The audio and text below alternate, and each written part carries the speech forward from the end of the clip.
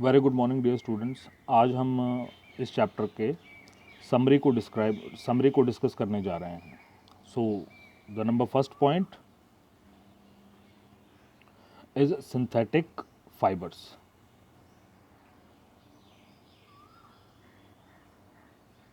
Synthetic fibres and plastics. Synthetic fibres और plastics natural fibres की तरह ही पॉलीमर से मिलकर बने होते हैं। और पॉलीमर्स क्या हैं? मोनोमर की छोटी छोटी यूनिट्स को आपस में अगर हम जोड़ देते हैं तो वो एक पॉलीमर बन जाता है। ठीक है। नेचुरल फाइबर्स हमको मिलते हैं प्लांट्स से। किससे मिलते हैं?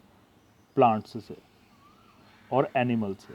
लेकिन जो सिंथेटिक फाइबर्स हैं वो हम केमिकल्स की प्रोसेसिंग के द्वारा प्राप्त करते हैं, यानी केमिकल्स से हम उनको बनाते हैं और उन केमिकल्स को कहते हैं पेट्रोकेमिकल्स। पेट्रोकेमिकल्स ऐसे केमिकल्स होते हैं जो पेट्रोलियम की रिफाइनिंग के दौरान हम उनको प्राप्त करते हैं।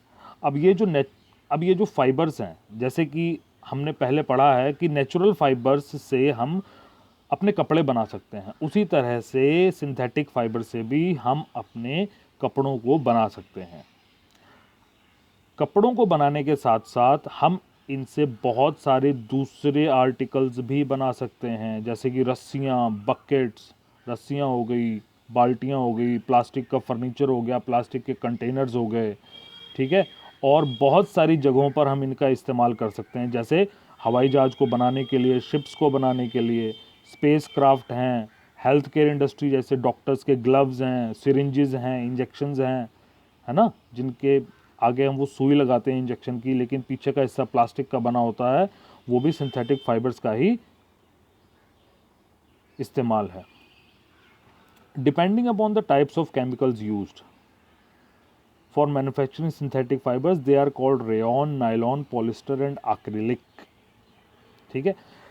तो हम कौन सी चीज़ों का इस्तेमाल कर रहे हैं उसके बेस पर हम नए नए प्रोडक्ट्स बना सकते हैं। एक्रेलिक को बनाने के लिए हम अलग केमिकल्स का इस्तेमाल करते हैं, पॉलिस्टर को बनाने के लिए हम अलग केमिकल्स का इस्तेमाल करते हैं, नायलॉन को बनाने के लिए हम अलग केमिकल्स का इस्तेमाल करते हैं।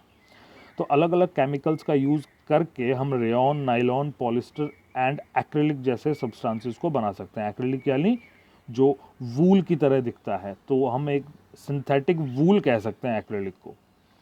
The different types of fibres differ from one another in their strength. अब देखो, ये सारे के सारे जो अभी हमने ऊपर नाम डिस्कस किए, रेयॉन, नायलॉन, पॉलिस्टर, एक्रेलिक, इन सब की अपनी अपनी क्वालिटीज़ है। किसी की, जैसे नायलॉन है, उसकी स्ट्रेंथ बहुत ज़्यादा होती है। पॉलिस्टर है, उसकी वाटर एब्जॉर्बिंग कैपेसिटी बहुत कम है, इसलिए वो जल्दी से सूख भी जाता है। ठीक है।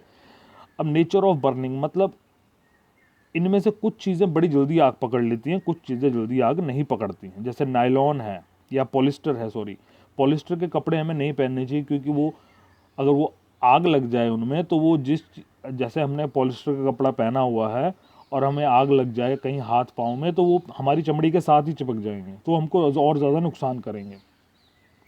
ड्यूरेबिलिटी, मतलब इनमें से कुछ कई सालों तक खराब नहीं होते, कुछ जल्दी खराब हो जाते हैं।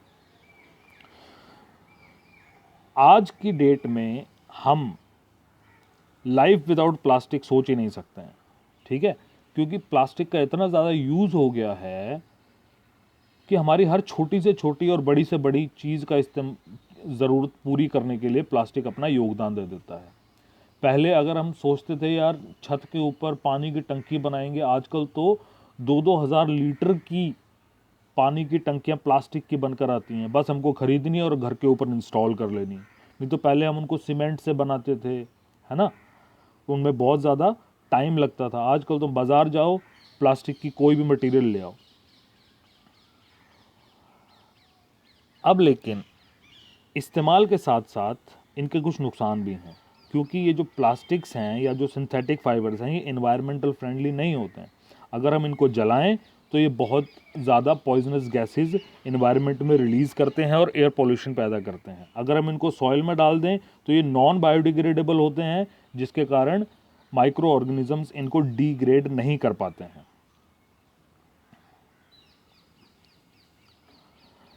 तो इन सब नुकसानों को ध्यान में रखते हुए हमें ये देखना है कि हम सिंथेटिक फाइबर्स और प्लास्टिक्स का यूज़ तो करें लेकिन कुछ इस तरह से कि वो हमारे इन्वायरमेंट को कम से कम नुकसान पहुंचाएं। ठीक है, जो भी इनके इन्वायरमेंटल हैज़ार्ड्स हैं वो हमारे लिविंग कम्युनिटी को कम से कम खतरा पैदा करें। कुछ हमको इस तरह से इनका यूज़ करना है। तो ये थे हमारे समरी के कुछ पॉइंट्स। अगर फिर भी किसी को कुछ डाउट रहता है तो मुझसे ज़रूर पूछें।